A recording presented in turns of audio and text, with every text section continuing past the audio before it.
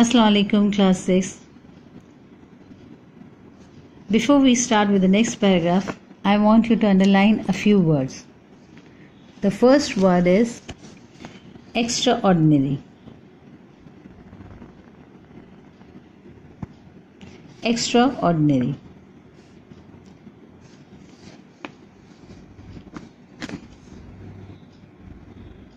Extraordinary मतलब कुछ ज़्यादा ही.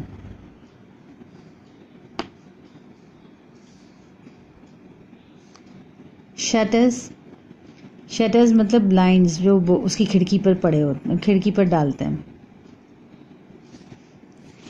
लेमनेड मतलब lemon juice.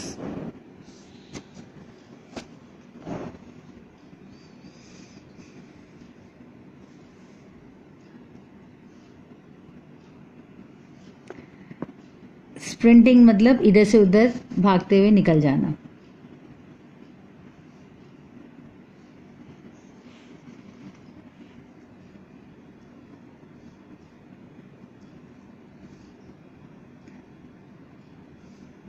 Okay, now let's start with the next paragraph. And they didn't stop running until they had crossed the 3 bridges and tripped over a dog that was lying asleep under a garden wall. Rosie's bottle of lemonade smashed against the wall and the dog leapt to its feet, barking as if it had thought dog's doomsday had arrived. For a moment they were sure it was going to bite them. But then it noticed the 2 buns that had rolled into the gutter, and it wolfed them down, barked thank you and ran off to tell its friends. अच्छा, अब हुआ क्या कि जब वो watchman से बच के भाग के निकलते हैं तो भागते हुए 3 ब्रिजेस भी क्रॉस करते हैं. और फिर क्या होता है, रास्ते में एक डॉग सोया हुआ होता है गार्डन वॉल की तरफ, तो उसके ऊपर उससे टकरा जाता है. उससे जैसे ही टकरा जाते हैं तो रोजी के हाथ में जो लेमोनेड की बॉटल होती है वो एक दीवार से जाके टकरा जाती है. अब वो डॉग क्या होता है, उठ के भौंकना शुरू करता है. ऐसे भौंकना शुरू करता है जैसा कि उसका आखिरी वक्त आ गया है, यानी कुत्तों का, डॉग्स का जो है कयामत का दिन आ गया है. अब होता क्या है कि वो जैसे बच्चे डर जाते हैं, वो समझते हैं कि वो इन्हें काटने वाला है. लेकिन होता क्या है कि उतने में वो डॉग जो है, जो बंस इसके हाथ से गिर के गटर में जाकर गिरते हैं, तो वो बंस के ऊपर उस डॉग की नज़र पड़ती है और वो क्या करता है, इट वुल्फ देम डाउन मतलब वो खा लेता है, निगल जाता है पूरी तरह से. और फिर एक तरह से थैंक यू करके बात करता है और अपने दोस्तों को ये सब बताने चला जाता है. We are not going to get far without supplies, said Rosie glumly. I wonder if I could pick a few of those, said Nico Bobinus, gazing up at an apple tree on the other side of the garden wall. Of course you can, said Rosie, stand on my shoulders.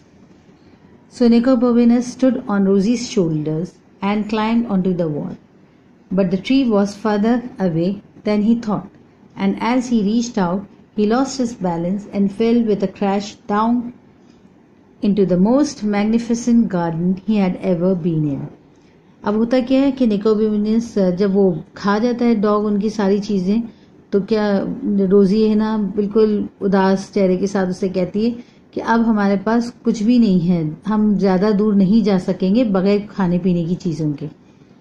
तो निको बोबिनस एक दरख्त पर देख रहा होता है जिस पर एप्पल लगे होते हैं, तो कहता है हो सकता है हम वो थोड़े से एप्पल्स वहाँ से ले लेते हैं, तो ले लें. तो रोजी कहती है हाँ ठीक है, तुम मेरे शोल्डर पर खड़े होकर इस दीवार पर चढ़ जाओ. वो यही करता है, वो उसके शोल्डर पर खड़ा होता है और दीवार पर चढ़ जाता है. लेकिन दरख्त जो होता है वो और भी बहुत आगे होता है और वो उस तक पहुंचने के चक्कर में क्या होता है, निको बोबिनस दीवार से गिर जाता है. जब दूसरी तरफ वो गिरता है और देखता है तो क्या, एक बहुत ही हसीन गार्डन होता है वो, जो इसने कभी नहीं देखा होता है. इस तरह का बहुत ही हसीन गार्डन होता है जहां पर वो गिरा होता है. Nico Bobinus looked back up at the high wall but there was no way he could climb back. यानी वो फिर देखता है दीवार की तरफ दोबारा से ना कि, लेकिन वो उस दीवार पर चढ़ने का कोई रास्ता नहीं होता. What am I going to do? He yelled. वो चीखता है कि अब मैं क्या करूं. You will think of something, Rosie yelled back, crossing her fingers very hard. वो कहती है कि नहीं, तुम कुछ ना कुछ कर ही लोगे। रोजी वापस चीख कर उसे जवाब देती है। क्रॉसिंग अ फिंगर्स मतलब प्रैक्टिकली उंगलियों में उंगलियां नहीं दबाना, बल्कि ये एक ईडियम है। क्रॉसिंग द फिंगर्स का मतलब आदमी एक सोच, मतलब एक सोच होती है उसके कि हाँ ये कर लेगा, हालांकि उसे यकीन नहीं होता। जब आदमी को कोई बात का यकीन नहीं होता लेकिन वो सोचता है कि ये कर लेगा, तो क्रॉसिंग द फिंगर्स मतलब उम्मीद करना। क्रॉसिंग द फिंगर्स मतलब उम्मीद करना। It's an idiom. "Oi," said a voice behind Nicobobinus. Nicobobinus didn't stop to look who it was. He ran straight into a tree. अच्छा, निकोबोबिनस पीछे से एकदम से आवाज आती है, तो निकोबोबिनस इस देखता भी नहीं है पीछे कि कौन है, और वो भागता हुआ जाता है और क्या होता है, दरख्त से टकरा जाता है। Now underline a few more words from here.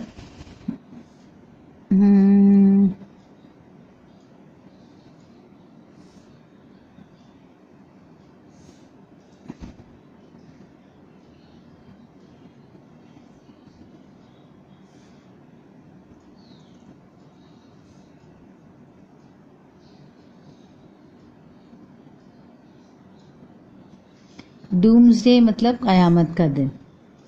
Doomsday मतलब कयामत का दिन, कयामत। वुल्फ मतलब निगल जाना, खा जाना।